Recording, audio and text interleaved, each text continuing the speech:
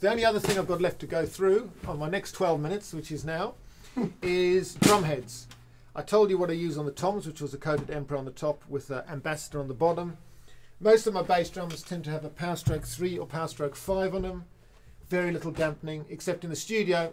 The dampening varies from none to dampened to hell, depending on what sound I want.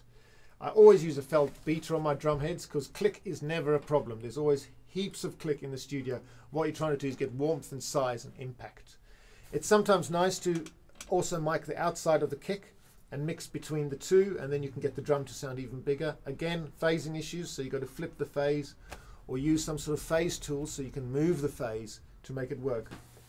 Snare drum wise, straight Ambassador coated on the top, straight clear Ambassador on the bottom, or even thinner sometimes, depending on the job.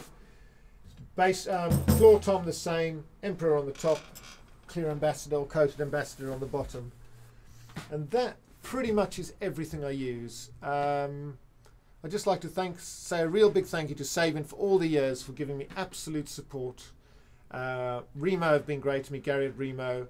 Gretsch were great to me. I don't know actually where I stand with Gretsch at the moment because I haven't contacted them since they changed their supplier. That's one thing I should go and do, is speak to the new guy who's dealing with it now, since Arbiters are no longer with us.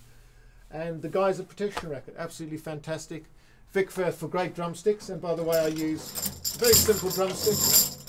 I used to use heavy 2Bs when I started out, then I used 5Bs, now I've gone to 5As. I used to be a match grip player, and I used to sit low with all my drums around me like a flipping armory. Now I sit really high. I'm a traditional player, and I play a completely lighter, more bouncy Morello technique type style, which I've changed in the last 4 or 5 years, completely overseeing my style from pedal technique to hand technique. But when we do the lessons and I go through some of the tracks from Tone Tonic, our new Bushman Brothers album, I'll show you how the parts work, I'll show you the technique I use, and I'll show you how to stay relaxed on the kit and hopefully make it sound good and fun. Yeah, come back to the site when the lessons will be up, which will be soon, and hope you enjoy the music. And thanks a lot for going through this. Again, if you did get bored of it, sorry, can't help rambling on, but hopefully there was some interesting stuff for you guys to see. Cheers.